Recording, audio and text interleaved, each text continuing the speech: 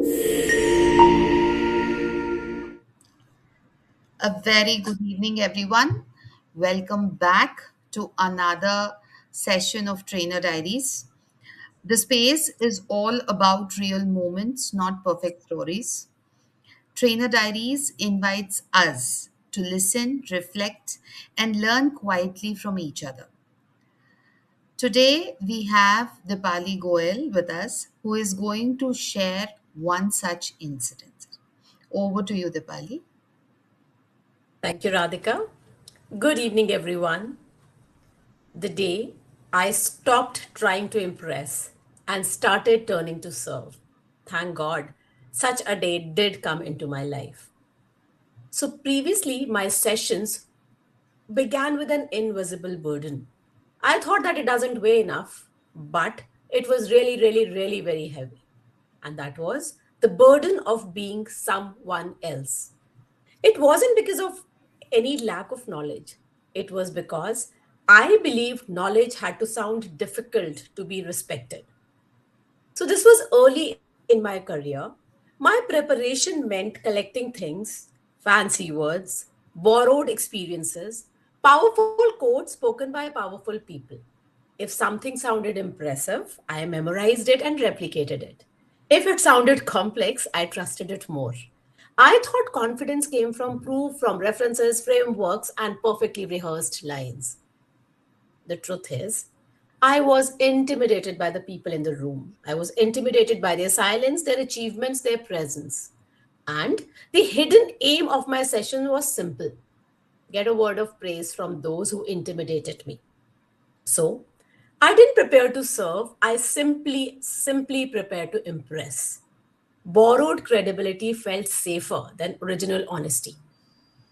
There was a belief which I was quietly carrying, and I was carrying it for quite a long time. Whenever I couldn't understand someone speaking on the stage, I assumed they were too intelligent. I told myself, maybe they are on another level. Maybe I need to read more. Maybe this is what brilliance sounds like. So basically, I was admiring confusion and I was distrusting clarity. But then, thankfully, a moment came into my life which changed. But it was my moment of epiphany. So there was this teacher enrichment program, and it was spread over 2 days. My session was on day two, and there was this English teacher whom I really used to idolize. I thought that she was a walking encyclopedia. The kind of words she used, the kind of phrases she used, she was really well read. And needless to say, I did feel intimidated by her. As luck would have it, the closing session of day one was hers, and the opening session of the next day was mine. I don't need to mention this that I couldn't sleep the whole night. I was really terrified as to what am I going to do after such a brilliant session, and everybody's having that session fresh in their mind, and now I'll come with mine. So the entire night I just kept on thinking about how am I going to deliver my session tomorrow. And I was also trying to imbibe a few things from her. My session was well rehearsed, it was polished. I delivered it quite okay. And from outside, everything looked right. But while delivering the session, something felt off.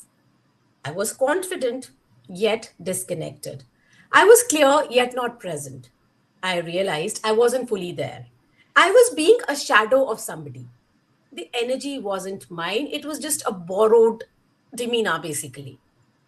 All these thoughts hovering over my mind, a question from the audience came. I gave a perfect, well rehearsed, structured, accurate answer.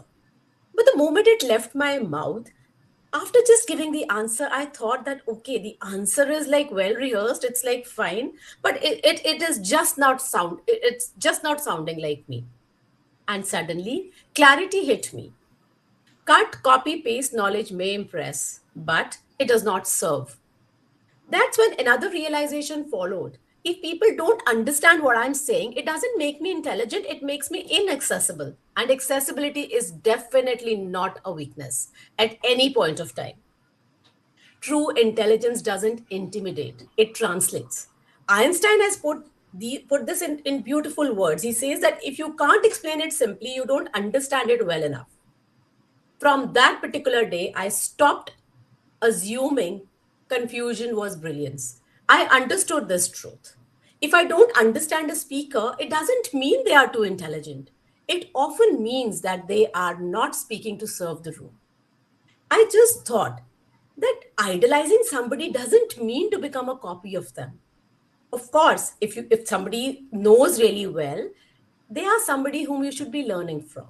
But don't underestimate yourself in any way. From that moment there was a sudden shift.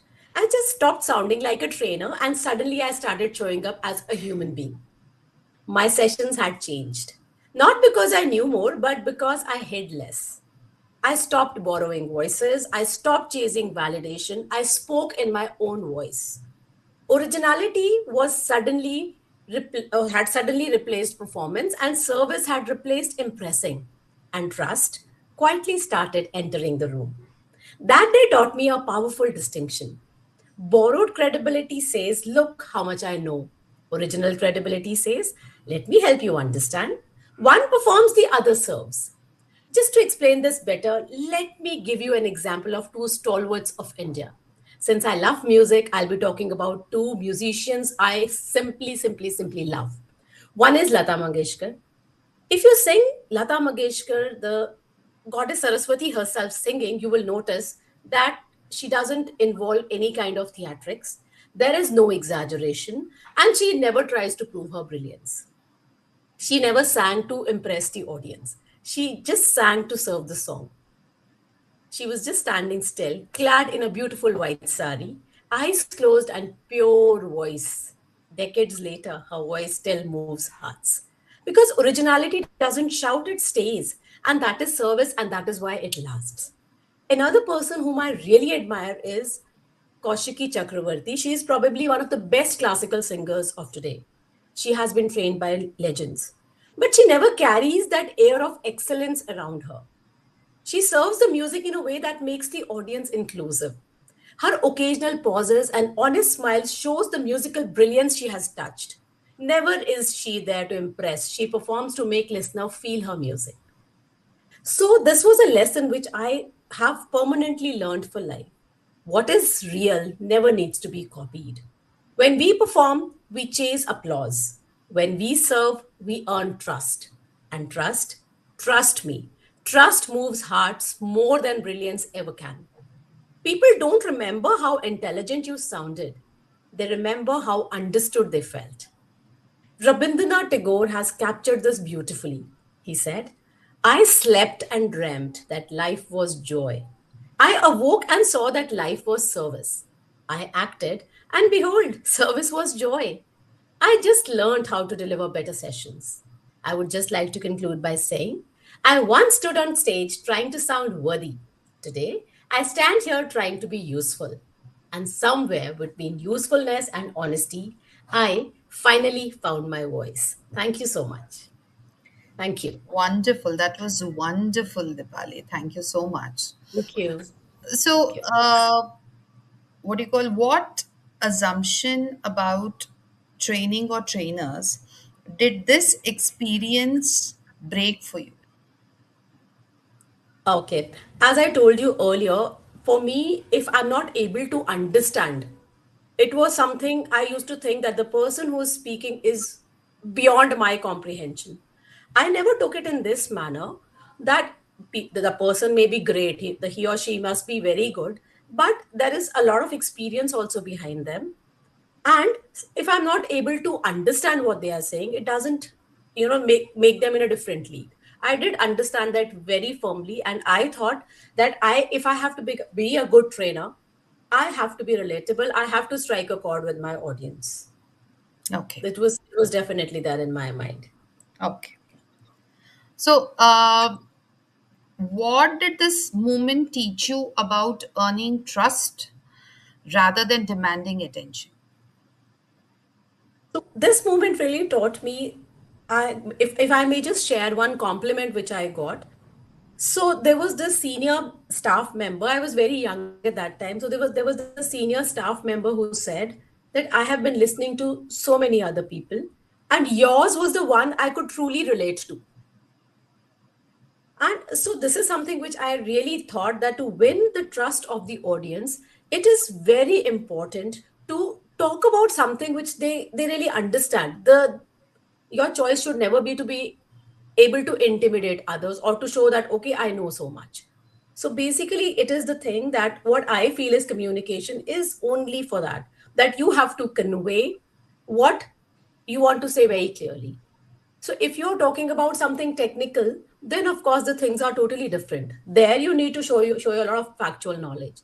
But when you're talking about something, suppose if I was talking about teaching techniques, I have to be explanatory and not like just prove that okay, I am an excellent teacher, and I should not be there standing there to prove this ever. Okay, thank you. Very Yeah. interesting. Thank So, you. which skill mattered less here than you originally thought? Which skill mattered less here than what I originally thought. I told you, na, that there should be heaps of knowledge with me. I had this thing in mind that if I use such words where the audience have to go through their dictionary, I thought that I would be really, really impressive. So I thought it wasn't that. The thing was relatability. If I wanted to win trust, if I wanted my audience to understand what I'm saying, I have to win their trust. Right. Bravo. Yeah. Thank you. Thank you so much, Dipali. Over to the audience now. Yes, Sujata, what would be your takeaway here? Yeah, hi Deepali. It Hi, was a Sujata. yeah. So it was really a wonderful presentation from Thank your you. side, and you spoke really well, and you just hit the nail. And what you exactly wanted to convey, you just showed up in that manner. One takeaway I would like to take from you is. We need to understand the pain point of audience, and we our our intention as a trainer is to connect with the audience and to come up with a solution of their problem. Actually, we are not here to show our knowledge and all. So and one thing you told very well, that we all have our own unique style, that we should have trust with it, and we should always come up with that only. Yes, we can be influenced from so many people who are better than us, of course, but we need to maintain that originality, as Lata Mangeshkar and Koshki Chakravarti still, we just remember them for that reason only. That's why they are, way apart from others. So yes, you just told the one thing that really matters a lot for a trader, and it will work for everyone. Thank you so much. Thank Thank you. you. Thank you. Thank you, Sujata. Yes, Divya. Um, Dipali, a wonderful presentation. I was Thank hooked you, throughout. Divya. The way you gave examples, it was really very nice. And the takeaway from this session is to be self-aware of your inner capability, the confidence that you exhibit when you give your communications or any sessions for that matter, and connecting to the audience. You need not be a polished, well groomed trainer, but connecting with the audience and understanding the pulse of the audience is very important. So, that is my takeaway. Thanks a lot. Thank Thank you. you, Divya. So, yes, Rahila, over to you. Thank you, Radhika. Hi, Dipali. Hi, Rahila. Dipali, as usual, you floored it. You know, you're confident, your style of speaking, I'm a fan of it. Okay. Thank you so much. And of course, your examples are so relatable, it hit to the head as to what we are supposed to do in our trainings. Okay, so Thank you. my takeaway would be that the day we choose service over show, everything becomes meaningful. Thank you. Right. Thank you, Rahila. Welcome. Yes. So, thank you, audience. Thank you for your takeaways. Thank you, Dipali, for showing up with honesty. And let's take one cue from the story and hold on to it as we continue today. We will be back with more activities, more new things, and it is going to be a little bit different this last month of the wave. So See you soon with activities related to mastery. A goodbye from Atulit now. Thank you, Radhika. Thank you. Thank you. Bye bye.